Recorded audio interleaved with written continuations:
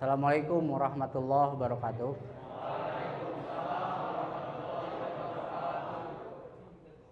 Alhamdulillahilladzi arsala rasulahu bil huda wa dinil haqq liyudhhirahu 'ala dini kullihi walau karihal musyrikun.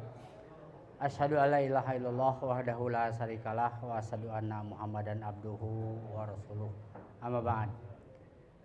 Alhamdulillah, kita panjatkan puji dan syukur kepada Allah Subhanahu wa taala karena pada saat ini kita masih diberikan keimanan sehingga kita mampu melaksanakan ibadah saum yang ke-16.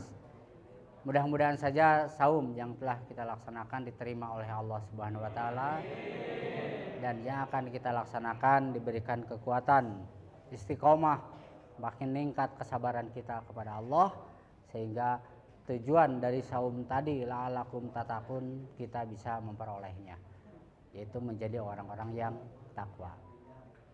Kebetulan materi kita sekarang itu ada di Baitullah.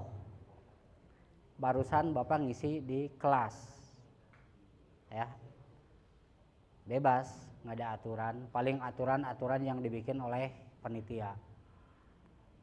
Tetapi kalau masuk ke masjid itu ada aturan, bukan hanya aturan yang ditetapkan oleh panitia, tetapi ada aturan Allah. Sebab ini adalah Baitullah, ini adalah rumah Allah. Contoh begini, Bapak datang ke rumah kamu misalkan bertamu. Di rumah kamu, Bapak misalkan ya berbuat sesuatu, apakah gogoleran, misalkan jojorowokan, berjingkrak, kuma-kuma, maka otomatis tuan rumah akan marah, ya, dan menyesalkan dengan kedatangan tamu tersebut. Tapi yang namanya marah tuan rumah sama manusia besok bisa bertemu, ya udahlah, maaf kemarin saya begini, ya dimaafkan. Tapi kalau kamu masuk masjid, masuk Baitullah, masuk rumah Allah, yang ada di dalam rumah Allah itu yang pertama hanya dzikir kepada Allah, yang kedua dipakai melaksanakan sholat, dan yang ketiga dipakai majelis taklim. Jadi masjid itu tidak bisa kita hadir di masjid menggunakan sekehendak kita, tidak.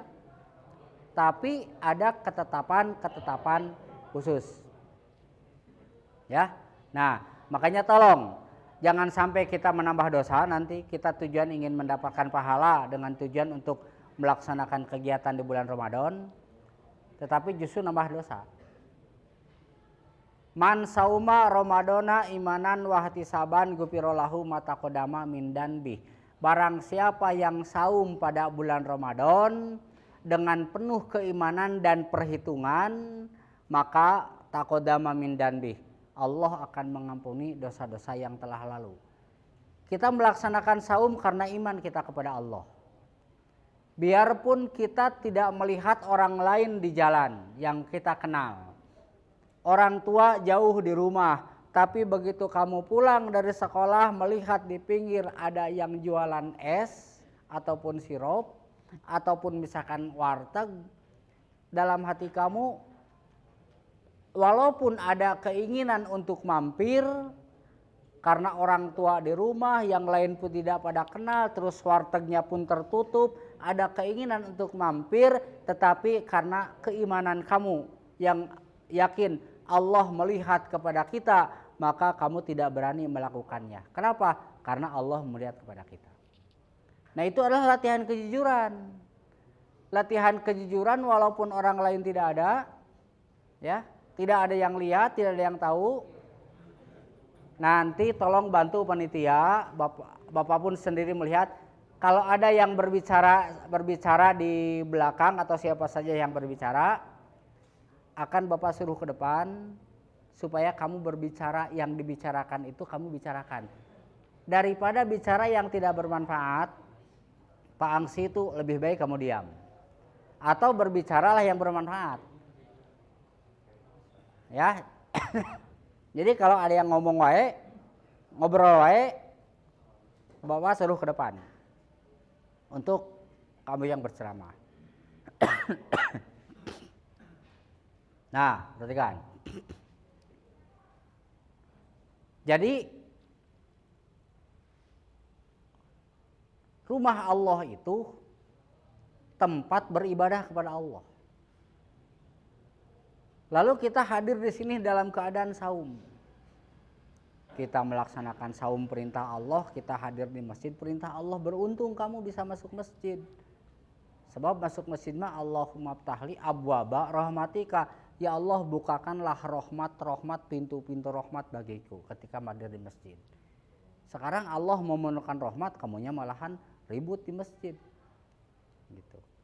Ya, jadi untuk panitia juga sama, kegiatan-kegiatan yang menimbulkan suara yang keras, yang menimbulkan kegaduhan, itu lebih baik di kelas, jangan di masjid. Kalau di masjid itu sarannya masuk masjid, sarana untuk berzikir kepada Allah. Nah, lanjutkan. Tadi, jadi biarpun orang lain tidak ada, tapi karena kamu keimanan kepada Allah, ya, karena kejujuran hati kamu, maka kamu tidak berani masuk ke warteg. Tidak berani masuk ke tempat-tempat yang lain. Kenapa? Karena kamu iman kepada Allah bahwa kita sedang berpuasa. Itu penuh dengan keimanan, wahtisaban dan perhitungan. Perhitungan itu artinya bahwa kita melaksanakan saum itu bukan hanya menahan lapar dan haus saja. Kalau lapar dan haus, insya Allah kamu bisa nahan sampai maghrib nanti. Tapi ada sesuatu yang tidak bisa kamu tahan. Apa? Bicara, lisan. Ya, kalau lisannya istilahnya lisannya yang baik, memberikan nasihat kepada sesama, watawasobil haqi watawasobisob, saling memberikan nasihat kepada kebaikan, saling memberikan nasihat kepada yang hak, ya itu bagus. Tapi ini yang paling parah, lisan berbicara yang tidak pada tempatnya. Kalau seandainya kamu makan minum, udah hancur, tidak puasa saja, tidak puasa. Tapi kalau seandainya merusak hikmah puasa, kamu berbicara, ngobrol, ya, hal-hal yang negatif, tidak tahu aturan, ataupun seharusnya jangan berbohong, kamu malahan bicara bohong ataupun nonton bohong, kamu lihat di HP misalkan cerita-cerita bohong, kisah itu nonton bohong, sama saja itu yang akan rusak adalah hikmah saum. Saumnya tetap kamu merasakan lapar dan haus, tapi nilainya tidak ada. Nilainya kosong. Tidak ada di hadapan Allah. Makanya hati-hati, itu imanan wahtisaban.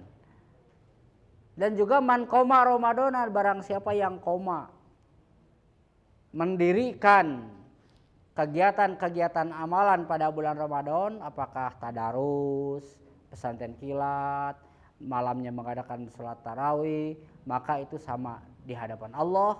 Man qoma ramadana imanan wahtisaban ghufira lahu ma taqaddama min danbi.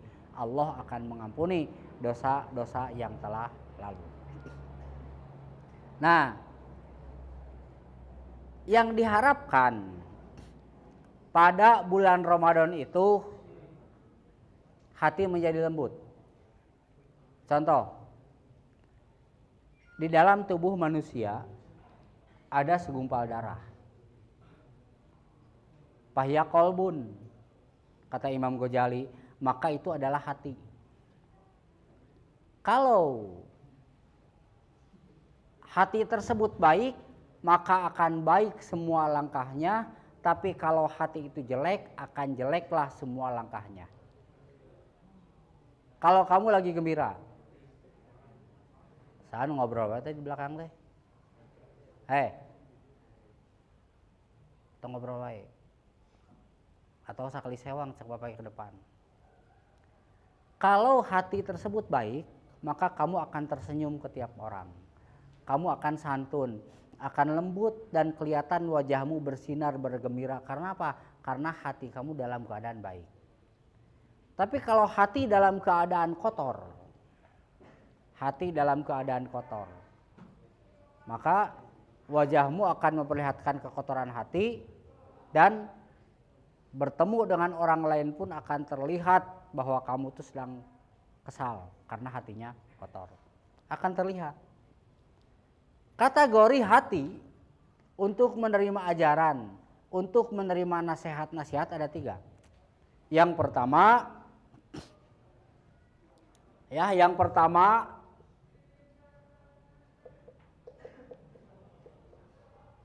qalbun qasi.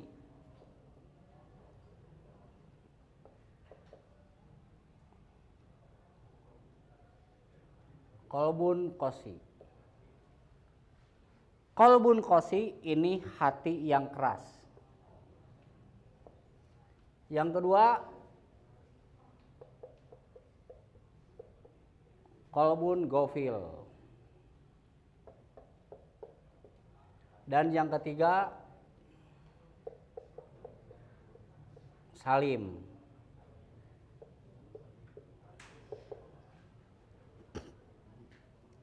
Jadi hati di dalam tubuh manusia itu ada 3 jenis. Ini manusia. Dalam tubuh ini ada 3 jenis. Yang pertama mu'adah, yang kedua sudur. Mu'adah tempat malaikat rahmat, sudur tempat setan, yuwaswisu fi sudur rinas, tempat setan. Di tengahnya sendiri adalah kolbun. Kolbun itu an-niyatu bi kolbun, tempat niat, munculnya niat. Tempat munculnya niat di dalam hati. Contoh begini, ketika kamu di jalan melihat ada orang tua cacat, kelihatan kotor dan pakaiannya compang-camping, maka muncul malaikat rahmat ke dalam hati kamu. Muncul, kata malaikat rahmat, bantu dia kaum du'afa, dia miskin, dia peminta-minta, bantu, sok keluarkan infakmu, keluarkan uangmu. Masuk ke dalam hati, timbullah niat, ya, timbullah niat. Tapi bersamaan dengan itu masuk pula sudur, setan, yuwaswisu, waswes-weos, membisiki dalam hati manusia. Jangan, kalau kamu infakkan uang itu nanti kamu untuk naik pulang, misalkan naik angkot, uangnya nggak ada. Jangan, kalau kamu berikan sekarang nanti untuk buka gimana? Kalau kamu berikan uang sekarang nanti, aduh, kata kawur ka bapak jadi nu ngocoblak wae di belakang. Mana orangnya sih?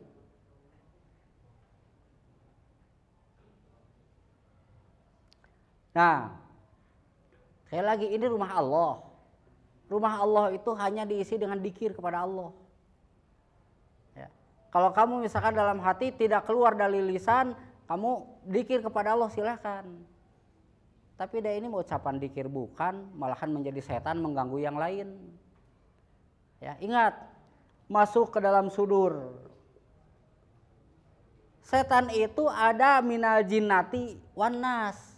Setan dari golongan bangsa jin yang lembut yang masuk ke dalam hati.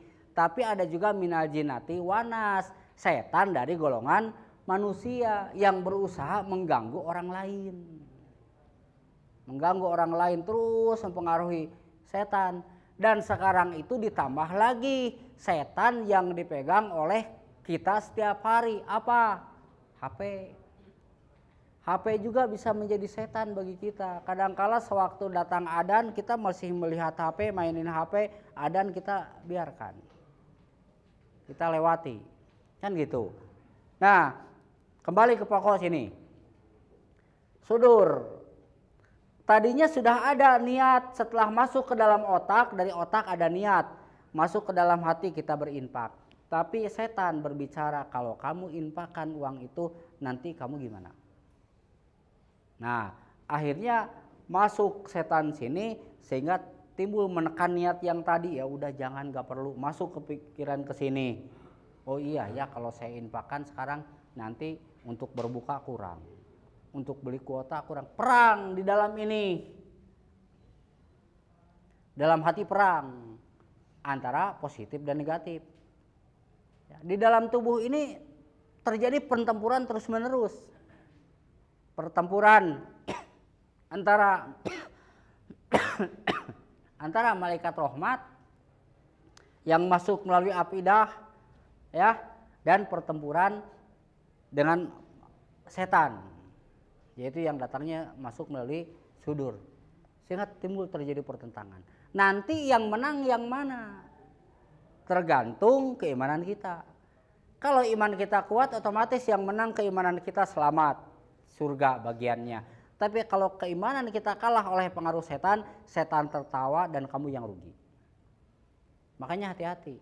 Kalau musuh di hadapan, kita bisa lawanlah. Kalau musuh di hadapan kita bisa melawannya. Dengan kemampuan kita mencoba untuk duel lah, mencoba untuk dihadapi. Tapi kalau musuh masuk dalam hati, tidak tahu, sulit kita. Dan musuh yang datang lewat manusia, setan dia tapi berbentuk manusia. Udahlah, daripada puasa buka yuk dari itu. Enggak mau, takut enggak, moal ada, moal ayah orang lihat, moal yuk kita.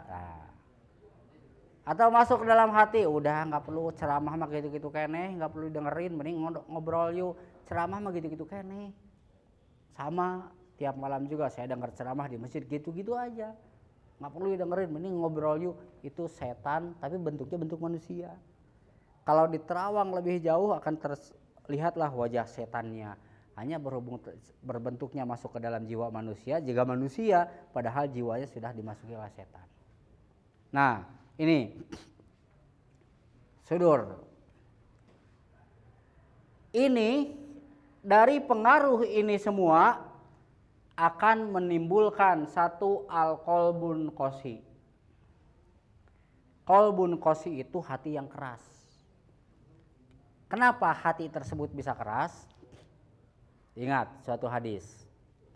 Man adnaba nuqtatahu saudaun. Man adnaba dabatan nuqtatahu saudaun. Apabila seseorang berbuat dosa, maka akan ada titik hitam di dalam hatinya.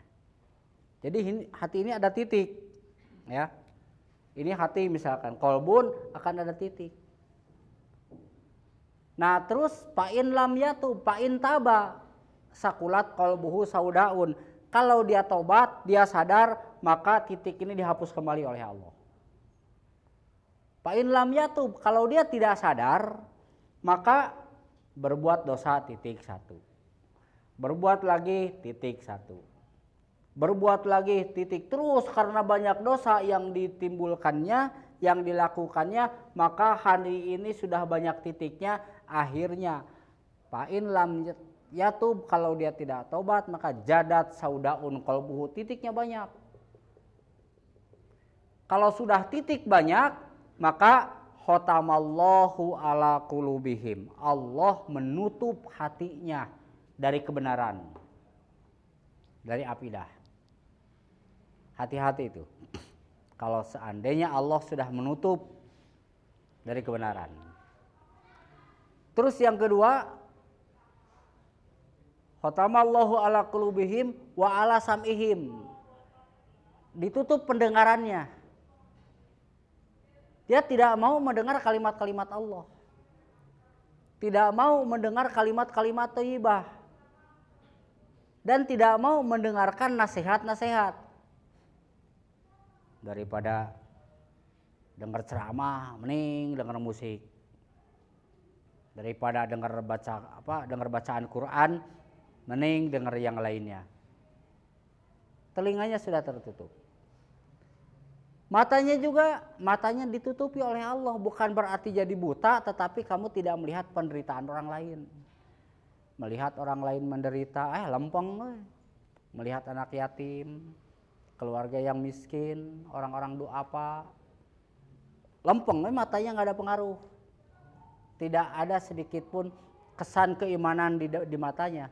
Maka yang demikian itu khatamallahu ala qulubihim wa ala sam'ihim wa ala absarihim gisawatun. Semua gisawah ditutupan, baik itu telinganya, matanya, hatinya ditutup oleh Allah. Kalau sudah ditutup oleh Allah maka akan jadilah qalbun qasi, hati yang keras. Hati yang keras. Jadi kalau sudah hati yang keras tidak mau mendengarkan nasihat apapun. Nggak mau. Itu yang pertama. Bapak waktunya sampai jam berapa? 11.15 sekarang. Masih banyak waktu ya. 15 menit lagi paling ya. Nah, terus yang kedua. Qalbun gofil. Qalbun gofil itu hati yang lalai. Telinganya masih mendengar, matanya masih melihat, ya. Tetapi hatinya lalai. Kamu begitu Bapak bicara seperti ini terdengar, matanya melihat, ya. Tetapi hati kemana, weh? Begitu beres nanti pas waktu duhur, dengar adzan, dengar. Melihat orang lain pergi ke masjid, melihat orang lain melaksanakan berjamaah. Tetapi karena lalai teh ya, lempeng we nggak ada pengaruh. Kalau karena rangkring di kantin main bola, lempeng hatinya. Kenapa? Karena hatinya sudah lalai. Kalau yang tadi mah ada penentangan. Kalau yang tadi misalkan ini al-qalbul qasi, hati yang keras itu ada penentangan, menentang dia. Begitu kasih nasihat, untuk apa? Kamu akan mati nanti. Ya udah mati mah gimana nanti aja lah, mati mah mati aja, urusan nanti yang mati. Nanti ketika kamu meninggal masuk ke dalam kubur nanti akan dipertanggungjawabkan dengan perbuatan amal-amal yang telah dilakukan. Menjawab kamu, ya udah mati mah mati aja, selesai, nggak bakalan hidup lagi, ya udah selesai mati, seperti itu. Kalau komunis mati akhir dari segalanya. Kalau Islam itu mati adalah awal dari perbuatan-perbuatan selanjutnya, awal dari kehidupan. Sebab di muka bumi itu paling-paling usia 63 tahun, di muka bumi paling-paling 70 tahun. Kalau sekarang kamu misalkan 17 tahun, berapa sisanya nanti? Ya kalau seandainya Allah memberikan usia sampai 70 masih lama. Tapi kalau Allah masih memberikan usia 1 tahun lagi gimana? Kan kita nggak tahu. Ya, makanya kalau qalbun qasi itu ada penentangan. Wah, untuk apa gitu. Itu qalbun qasi. Tapi kalau qalbun gofil itu mendengar. Jadi kalau qalbun qasi itu keras, begitu ada nasihat apapun hati sudah menolak dan telinga pun gak mau mendengar. Tapi kalau qalbun gofil mendengar, melihat, dan mungkin saja mulut bilang ya, iya, iya, iya, iya. Tapi hati ya gimana saya lah nanti mah. Itu qalbun gofil. Dan yang terakhir ini yang paling utama, qalbun salim. Hati yang selamat. Hati yang selamat itu yaitu hati yang pasrah terhadap ketetapan Allah Subhanahu wa taala ataupun hati yang mengikuti aturan. Kamu masuk sekolah, qalbun salim, hati ikuti aturan di sekolah. Kamu masuk masjid, ikuti aturan yang ada di masjid. Kamu hadir di muka bumi, ikuti aturan yang ada di muka bumi. Kamu beragama Islam, ikuti aturan-aturan Islam. Kamu beriman kepada Allah, ikuti tata cara beriman kepada Allah. Ikuti, itulah hati yang akan selamat. Dalam Al-Quran dikatakan, A'udzubillahi minasyaitonirrajim, yauma la yanfa'u malun wala banun illa biqalbin salim. Nanti pada suatu saat tidak akan ada gunanya anak-anak. Anak yang dibanggakan, oh anak saya yang paling gede sekarang kerja di anu, anak yang kedua kerja di anu, anak yang kerja di anu, tidak ada artinya. Harta yang banyak, wah harta dikumpulkan, mobil, motor, segala macam, rumah dibagus-bagusin segala macam. Tapi nanti itu tidak ada artinya, musnah semuanya dan akan kembali kepada Allah itu adalah hati yang selamat, hati yang mengikuti aturan-aturan Allah. Ini yang paling utama adalah qalbun salim. Makanya supaya hati kita lembut, dan hati kita menjadi qalbun salim, menerima segala aturan, maka kita harus meyakini tentang masalah kematian.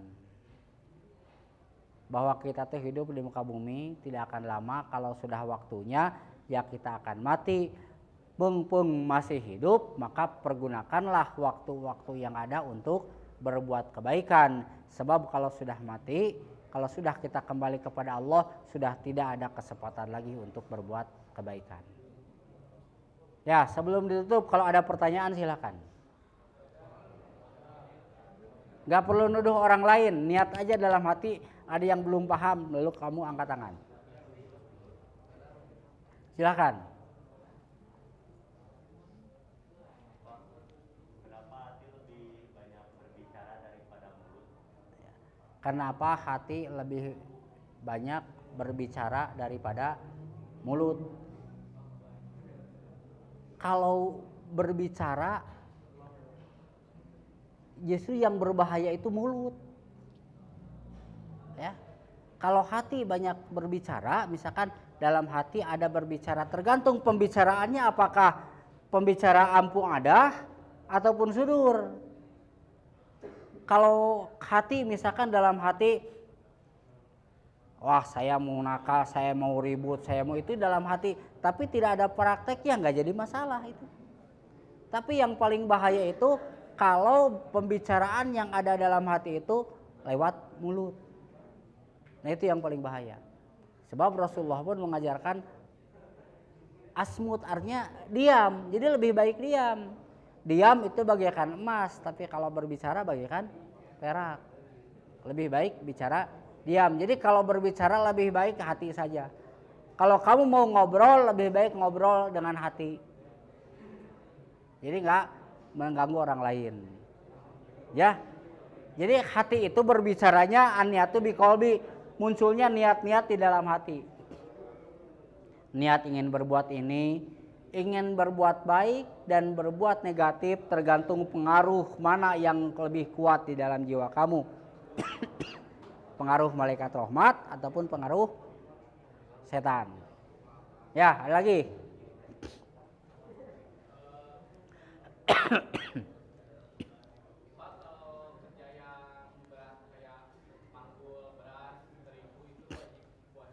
Ya, yang namanya wajib puasa itu Islam, baligh, dewasa, ya, itu kena wajib. Lalu bagaimana yang kerjanya semacam kuli panggul seperti itu berat? Tidak ada pekerjaan yang ringan, semua juga pekerjaan itu berat, hanya tergantung keimanan. Misalkan guru cenah enak tidak manggul sekian kilo. Guru itu manggulnya berapa kilo sebenarnya? Coba dari karakter seseorang di sini, lalu pikiran pun berpikir mengingat mana orang yang memperhatikan dan tidak. Nanti misalkan dituangkan memperhatikan namanya ini untuk penilaian, itu kan berpikir. Jadi sebenarnya tidak ada pekerjaan yang ringan di muka bumi. Ya. Kuli panggul itu karena memang sudah menjadi kebiasaan seperti itu, maka dia merasa biasa lagi, ringan lagi. Kalau menurut kita wah kasihan berat, tapi kalau menurut dia yang sudah eta jangan jadi setan atau nggak ganggu batur. Nah, jadi artinya di muka bumi tidak ada pekerjaan yang ringan dan berat, tergantung keimanan kita kepada Allah. Jadi wajib puasa, wajib. Ada lagi?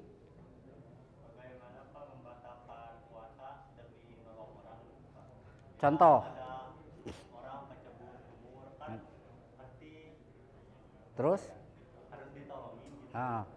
Terus? Pasti airnya teh bakal keminum batal gitu, boleh. Ya kita berusaha saja supaya airnya jangan keminum.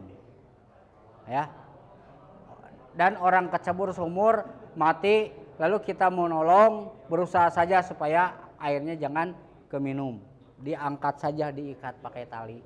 Turun ke bawah, kamu usahakan jangan keminum. Yang lain. Kalau kita sebagai dokter pas mau operasi hari Jumat, terus bentrok sama Jumatan, apakah bisa atau enggak, diperbolehkan atau enggak oleh agama? Ya, bolehkan menolong orang yang ditangani lebih dulu. Jadi karena apa? Karena ini situasi gawat, kalau tidak ditolong bahaya, maka dipersilakan untuk menolong orang itu lebih dulu. Yang lain? Berapa menit ini?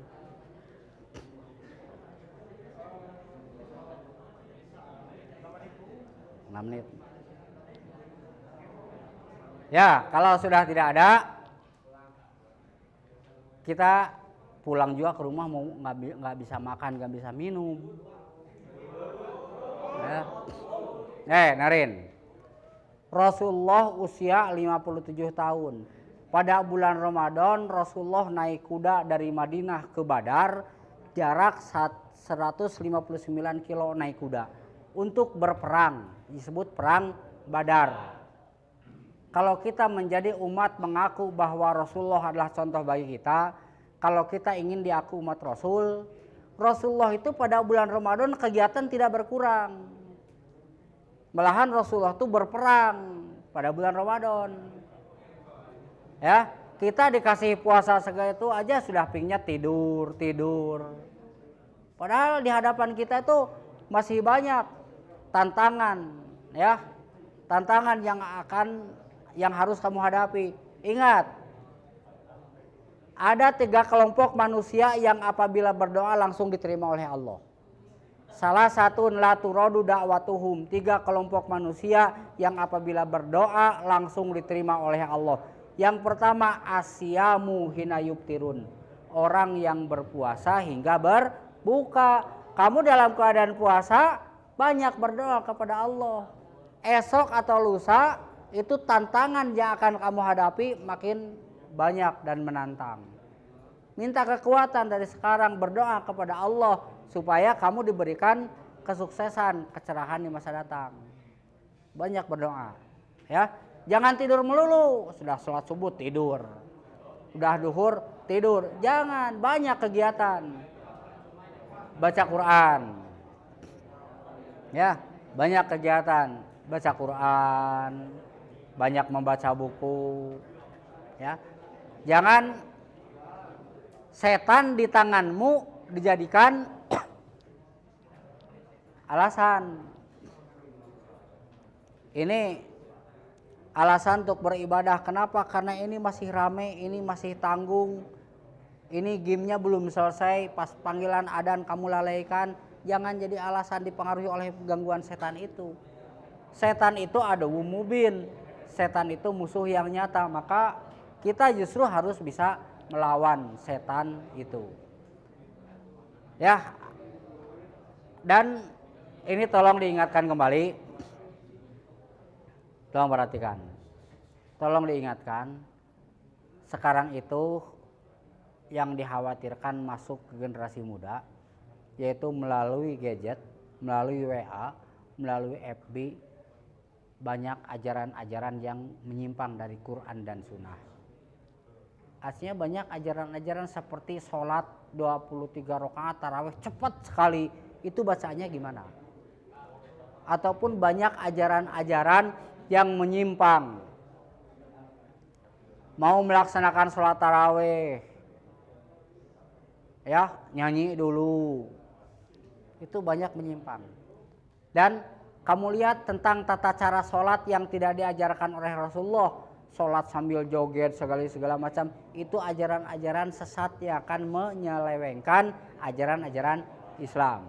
Maka tolong hati-hati dengan itu. Ya, mungkin segitu aja yang bisa saya sampaikan. Tidak perlu tepuk tangan. Ya, nggak perlu tepuk tangan. Ini di masjid. Mudah-mudahan apa yang disampaikan bisa nambah ilmu, nambah wawasan keislaman. Jangan dulu beranjak, ini kan belum selesai. Coba duduk. Itu kelas seberapa? 10. Ya udah, perhatikan dulu. Jadi dengan materi-materi yang barusan saya sampaikan, mudah-mudahan nambahan wawasan sehingga hati kamu cenderung ke qalbun salim, menerima dan sanggup untuk mengamalkannya. Ya, sebelum kamu pulang ada arahan dulu, mungkin pulang langsung. Oh ya, ada pengarahan dulu dari panitia. Wassalamualaikum warahmatullahi wabarakatuh.